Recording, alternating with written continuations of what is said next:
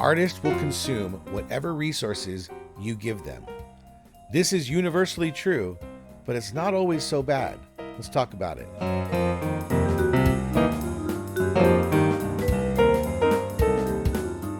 Hey, don't forget to subscribe, and don't forget to click on the contest link above.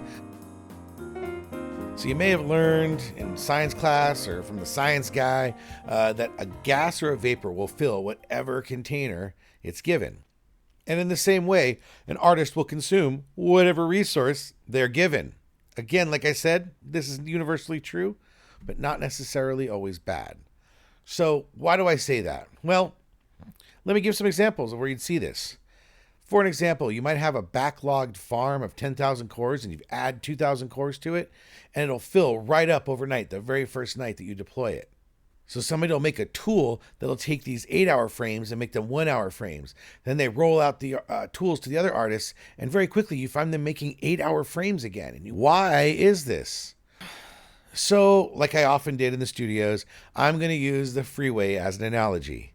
So let's take a look at the San Francisco Bay Area, where just north of the Golden Gate Bridge, there's a series of commuter cities, and they're all along one single freeway, all leading to San Francisco. So to start off with, the most expensive housing is only 10 to 15 minutes away there in Sausalito, where you're right on the other side of the Golden Gate Bridge, and you can get anywhere you want in the city, no time at all. Second, you have San Rafael. A little more affordable pricing, but there it can take maybe 30 or 45 minutes to commute over to the city. As you move further north, you've got Novato. Now it starts to get much more affordable, but it's going to take you 40 to 60 minutes to get to the city. And finally, you've got Petaluma, and it's not much farther than Novato, but boy, it's going to take you 70 to 100 minutes to get there. So the reason that takes so long to get to Petaluma versus Novato is between those two cities, it goes from 4 lanes down to 2 lanes in each direction until you get up to Petaluma and it opens back up. So that little bottleneck really makes it much longer to get to Petaluma. Now follow me here. Let's say they say, well, let's add a lane then. So it's 3 lanes going the whole way. That's a 50% increase that has got to reduce the backlog greatly, right? Well, not so much. Think about this. There are those that are willing to commute maybe 60 minutes and those that are willing to commute 100 minutes. Those that are willing to commute 100 minutes are going to be living up in Petaluma, and those who are not willing to do more than 60 minutes, well, they're going to be down in Novato.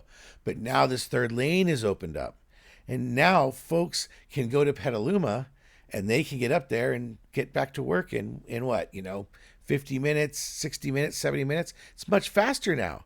So more people who are San Francisco workers decide to take advantage of that great housing up in Petaluma and start moving up there. And so as a result, you're going to start to see that lane consumed, sometimes very quickly, sometimes it takes a little bit longer, but inevitably, those people back in Petaluma are going to go back to 70 to 100 minute commutes. It always happens. This is why people avoid sprawl in communities, and this is just a mathematical fact in traffic engineering, and this always happens. So you see the same problem happen in render farms. It's like adding render capacity is not much different than adding lanes to the freeway. As soon as you add that capacity, the people who had to wait longer will simply wait shorter and do more until they've consumed that backlog. And what's a comfortable backlog? Every artist is different, but I'll tell you, I've seen artists get really comfortable with 1-hour frames and be somewhat okay with 8-hour frames because they can get them overnight. Anything longer than 8 hours is crazy talk, right?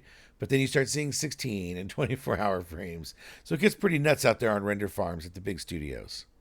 Now, I want to give you some very specific examples where we see this in studios all the time. And if you're an artist out there, maybe this information will help you work as a team lead to be a little more efficient with your team and how they approach these resource increases that you're handled. Here are some real life examples. Okay, so every morning, a 200-person crew comes in, and they're using a 40,000 core render farm, and people are finding their work's not done overnight. So you've got artists who are deleting files and jobs before they even run when they come in the morning. It's a total mess. So what do? They add some farm to that, and it's so backlogged that just like a compressed gas, as soon as you've added some farm, whoosh, the gas just fills up that farm. This happens all the time when you add capacity, and it's usually the sign of an overburdened farm. And if you can show me a farm that's not overburdened, I'm going to show you a farm that's being underutilized. Here's another example, kind of like I mentioned earlier, where a lighting pass might be taking 8 hours a frame. After hours and hours of optimization, they get it down to 8 hours. Now, Pipeline releases some code and it makes that very same frame finish in 1 hour. So you would think, great, now we have 1 hour frames on the farm. But no, that artist who's, very expensive from a labor perspective and is often has a backlog of their own work to deal with, will just not do those optimizations, letting the job get back out to 8 hours, but now they don't have to spend their labor optimizing it. Again, utilizing that space. That's not necessarily the best use, or that's not what they were hoping for. They were generally hoping that you would continue your optimization and see those drop down to 1 hour. From the artist's perspective, it's like, great, now I don't have to optimize and I'll just let it run at 8 hours without me spending 8 hours of my time tweaking on it. Again, you can see both sides of this, and it's really up to producers and production managers to figure out the cost-benefit analysis of more optimization or more resources. Here's the third and final example. So let's assume we have a studio using Arnold to get a show done, and these CPU rendered frames are taking 5 hours a pop. But if they run them on a GPU and use Redshift, they're getting them down to 10 or 15 minutes. So they'll switch their workflow over to Redshift, getting huge amounts of gains. Whereas before it was taking hours per frame, it's now taking minutes per frame, thus reducing the farm footprint, the budget. It makes everyone's life so much better. Now the next show picks up that Redshift pipeline and they start working with it. Now they see how fast it's running, so they start creating more and more complex frames until now those frames are maybe taking an hour or 2 hours. And the last show looks at them and saying, oh, we got that down to 10 minutes. This happens all the time. And this happened just recently at a studio. They were talking to me about this. What happens basically is the same process. It's about the tolerance for how long you're willing to wait.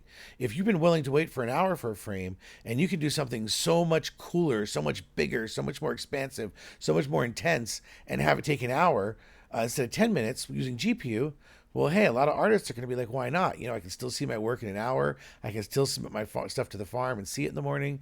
But again, the folks who are managing these resources, counting the beans, if you will, they don't see it that way. They often see it as, why are you using all this extra resource that we just freed up for you?